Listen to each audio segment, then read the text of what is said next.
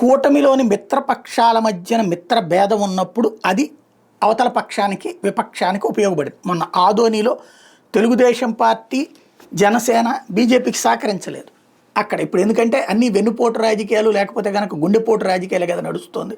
అందులో భాగంగా సొంత పార్టీకి వెన్నుపోటు పొడిచి అవతలకు వెళ్ళేటటువంటి వాళ్ళు ఎక్కువైనటువంటి నేపథ్యంలో అక్కడ ఉన్నటువంటి చైర్పర్సన్ బీజేపీలో చేరితే అవిశ్వాస తీర్మానం పెట్టినటువంటి సందర్భంలో తెలుగుదేశం సహకరిస్తుందంటే బీజేపీకి సహకరించలేదు, జనసేన సహకరించలేదు. ఫైనల్గా అది వైఎస్ఆర్ కాంగ్రెస్ పార్టీ తిరిగి క్యాప్చర్ చేసుకోగలిగింది, వాళ్ళ పార్టీకి సంబంధించిన వాళ్ళకి చైర్పర్సన్ ఇచ్చుకోగలిగింది. ఇప్పుడు సేమ్ ఎలమంచిలకి సంబంధించి సో అక్కడ ఉన్నటువంటి 25 సీట్లో 24 వీళ్ళకే ఉన్నాయి, వైఎస్ఆర్ కాంగ్రెస్ పార్టీకి. ఒకటి తెలుగుదేశం పార్టీ, ఒకటి ఎవరైతే ఇప్పుడు జనసేన అక్కడ అంటే ఎక్స్ అఫీషియో సభ్యులుగా ఎమ్మెల్యే ఉంటారు కాబట్టి ఇప్పుడు జనసేనకు ఉన్నటువంటి పరిస్థితి.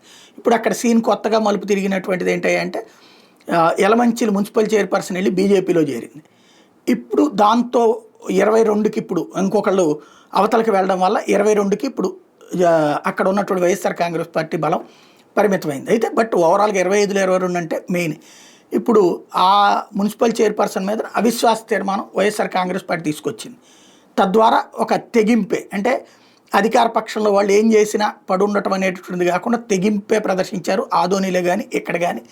ఇప్పుడు అక్కడ తెలుగుదేశం పార్టీకి ఉన్నది లేదు. ఇప్పుడు వైజాగ్ టైపులో ఇక్కడ జరగడానికి కుదరదు. వైజాగ్లో అక్కడ చివరి నిమిషంలో ఒక్క ఓటు తేడా వచ్చే పరిస్థితుల్లో ఒక క్యాండిడేట్ వైసీపీ నుంచి తెలుగుదేశం వాళ్ళకి సపోర్టింగ్గా వెళ్ళడం వల్ల సాధ్యమైంది. ఇక్కడ అంత నెక్ టు నెక్ సిచ్యుయేషన్ లేదు, వన్ సైడెడ్గానే వైసీపీకి ఉంది.